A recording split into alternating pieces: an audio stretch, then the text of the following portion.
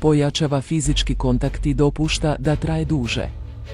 Kada je žena spremna približiti se, pronaći će načine da inicira ili produži fizički kontakt. To može početi kao ležerni dodiri, poput slučajnog dodirivanja tvoje ruke, ali kada razmišlja o nečemu intimnijem, ti dodiri postaju namjerniji. Možda će staviti ruku na tvoje bedro tijekom razgovora, duže se zadržavati u zagrljajima ili se priviti bliže kad sjedite zajedno. Ovi postupci pokazuju da joj je udobno s tobom i signaliziraju njezinu rastuću fizičku privlačnost. Njeni komplimenti postaju osobni i senzualni. Komplimenti su čest način izražavanja divljenja, ali kada postanu intimniji ili senzualniji, to je jasan znak da te gleda na fizički način. Umjesto da kaže smiješan si, mogla bi reći tvoj osmijeh me izluđuje. Ako komplimentira tvoje tijelo, ruke, miris ili način na koji se krećeš, na suptilan način ti daje do znanja da obraća pažnju na detalje koji su važni kada se privlačnost zagrijava. Daje ti onaj pogled. Svaki muškarac zna taj pogled kad ga vidi, mješavina intenzivnog kontakta očima, nježnog osmijeha i neporecive kemije. Kada žena ozbiljno razmišlja o prelasku na fizičku razinu, njezin pogled će se zadržavati na tvojim očima, a zatim kliznuti na tvoje usne ili tijelo.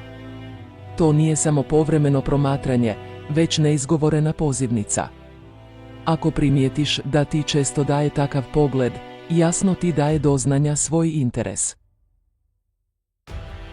Uvodi senzualne teme u razgovor. Kada žena želi spavati s tobom, može usmjeriti razgovor prema flertujućim ili sugestivnim temama. To može uključivati šaljivo zaferkavanje o vezama, suptilne dvosmislice ili pitanja koje nagovještavaju tvoje preferencije ili prošla iskustva. Ako se smije tim razgovorima ili ih entuzijastično nastavlja, signalizira svoju udobnost s intimnošću i istraživanjem kemije između vas. Ključ je u tome da će prirodno naginjati takvim temama, stvarajući zajednički prostor za flert i uzbuđenje. Njezin ton i govor tijela postaju zavodljivi. Žena koja razmišlja o intimnosti s tobom prirodno će promijeniti ton i govor tijela. Njezin glas može postati mekši, sporiji i smireniji, a mogla bi se nagnuti bliže dok govori. Njezin položaj tijela također bi se mogao promijeniti, mogla bi se okrenuti prema tebi, igrati se kosom, ili dodirivati vrat ili ključnu kost dok razgovara. Ovi fizički signali njezin su način stvaranja intimnije atmosfere i privlačenja tvoje pažnje. Pronalazi razloge za provoditi više vremena nasamo s tobom. Ako želi preći na sljedeću razinu, pronaći će prilike za vrijeme udvoje. Možda te pozove k sebi ili predloži intimniji ambijent za vaš sljedeći susret.